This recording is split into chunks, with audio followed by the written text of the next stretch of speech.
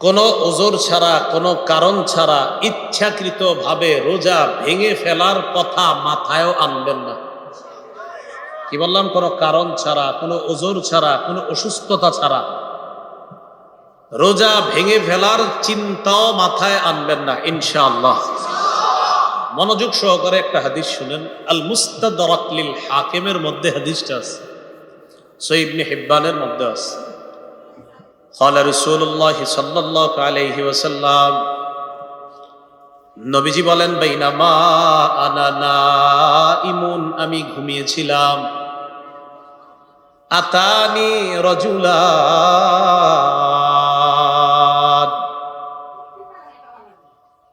আমি ঘুমিয়েছিলাম, স্বপ্নে আমার কাছে দুজন লোক আসছে। স্বপ্নে কয়জন আসছে? এই যারা রোজা ভেঙে ফেলে তাদেরকে আপনারা এই হাদিসটা নিজেরা আজকে মুখস্থ করবেন, আর যারা ওই যে লাল কাপড় টাপড় লাগায় খায় এদেরকে এই হাদিসটা শোনায় দিবেন। পারবেন না ইনশাআল্লাহ? বাংলাটা মুখস্থ রাখতে পারবেন তো? বাস, শেষের অংশটা মুখস্থ রাখলে চলবে, শুধু শেষের জায়গাটা মুখস্থ রাখলে চলবে। আমি বলছি, মন দিয়ে শুনুন। রাসূলুল্লাহ সাল্লাল্লাহু আলাইহি সাল্লাম বলেন, আমি ঘুমিয়ে আছি, দুই ব্যক্তি আমার কাছে আসছে। আসার পর ফাআখাযা বিদবঈ, আমার বাহু ধরছে, এভাবে বাহু ধরছে। তো ধরার পর আমার টাইনা নিয়ে যাইতেছে, স্বপ্নে দেখতেছে নবীজি। সুবহানাল্লাহ। নবীজি বলেন, আমারে নিয়ে যাইতেছে, যাইতে যাইতে দেখলাম ফাআতায়া বি জাবালান ওয়া'রা, আমারে একটা পাহাড়ের কাছে নিয়ে গিয়েছে, আমারে একটা পাহাড়ের কাছে নিয়ে গিয়েছে। তো এই দুর্গম পাহাড়, এই দুর্গম পাহাড়ের সামনে গিয়ে আমি দাঁড়ায় রয়েছি। দুর্গম পাহাড়, এটার সামনে দাঁড়ায় রয়েছি। নবীজিরে নিয়ে গেছে কয়জন? দুইজন। এইভাবে মনে করেন দুইজন রসুলরে এইভাবে দুই বাহুতে ধইরা দুইজন নিয়ে গেছে। তা আপনি সামনে এলেন না, দেখলে সুন্দর হইতে আছে, আইসেন না, সমস্যা নেই।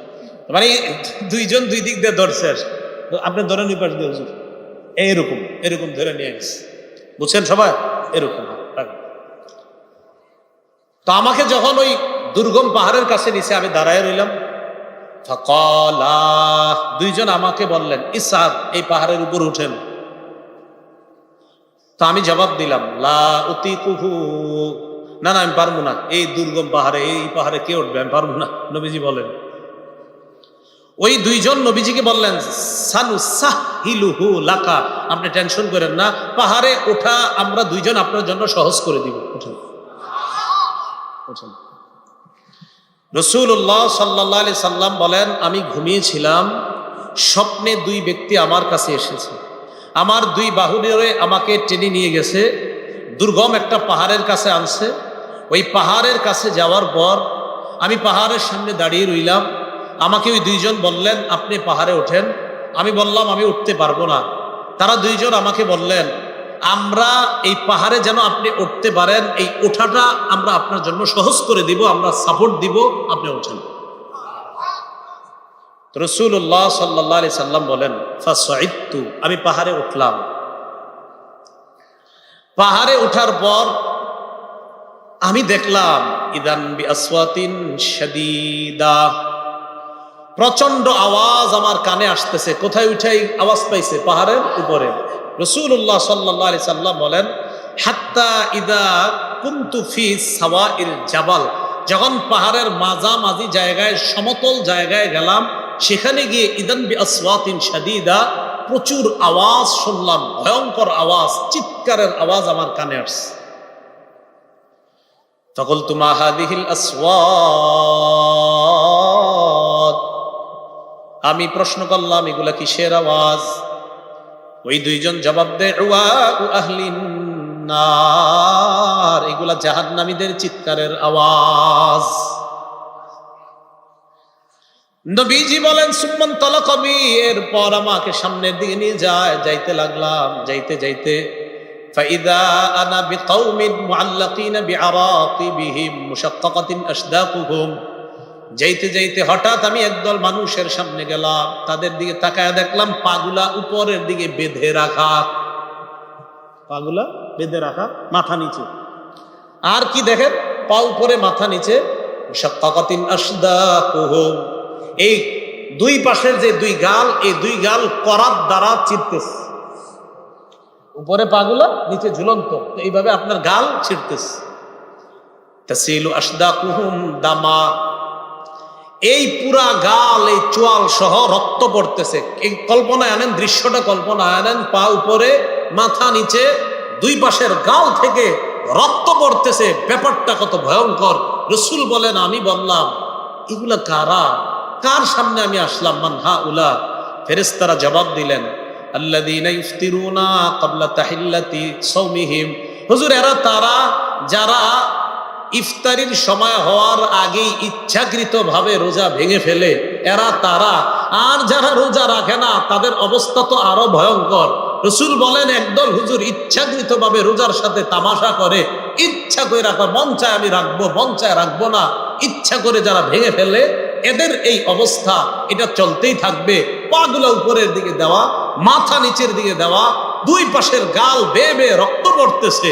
এরা কারা? যারা ইচ্ছাকৃতভাবে রোজা ভেঙে ফেলে। তাহলে অবস্থাটা কত ভয়ঙ্কর।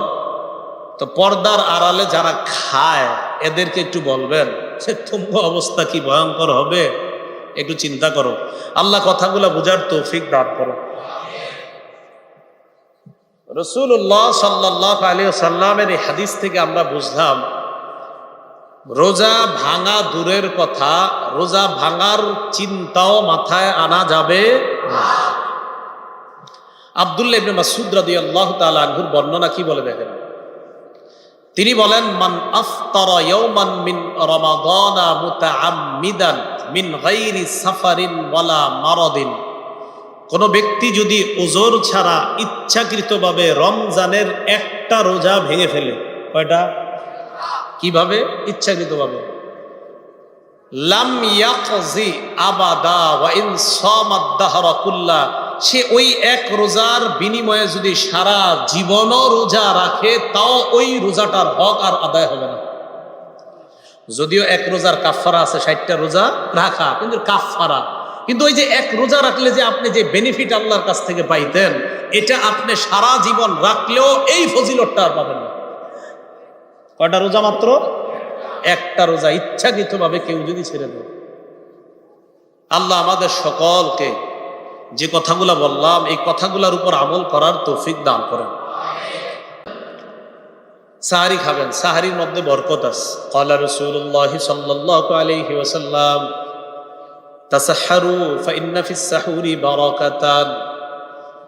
রাসূলুল্লাহ সাল্লাল্লাহু আলাইহি সাল্লাম বলেন, তোমরা সাহারি খাও, সাহারির মধ্যে বরকত আছে। বলেন তো সবাই, সাহারিতে কি আছে? সাহারি খাওয়ার সময় 2-4টা খেজুর রাখবেন, অন্যান্য খাদ্যের পাশাপাশি 2-4টা খেজুরও খাবেন। আমি প্রতি সাহারিতে আলহামদুলিল্লাহ খেজুর খাই। রাসূলুল্লাহ সাল্লাল্লাহু আলাইহি সাল্লাম বলেন, সাহারিতে খাদ্য হিসাবে খেজুর কতই না নেয়ামতে পরিপূর্ণ খাদ্য। তো সাহারিতে যেই খাদ্যকে আমার নবী নেয়ামতে পরিপূর্ণ বললেন, এটা আমরা মিস করবো কেন? মিস করবো না আমরা। তাহলে একটা হলেও খেজুর খাবেন। যে আমরা ভাত অন্যান্য যা খাই, যে আমার নবীর যে নেয়ামতের কথাটা বলছে, এটা আমরা কেউ মিস করবো না। তাহলে সাহারি টোটালটা বরকত। আবার ওই বরকতের মাঝে রাসূল আলাদা একটা স্পেশাল নেয়ামতের কথা বলছে, খেজুর। তো এটা আমরা খাবো ইনশাআল্লাহ।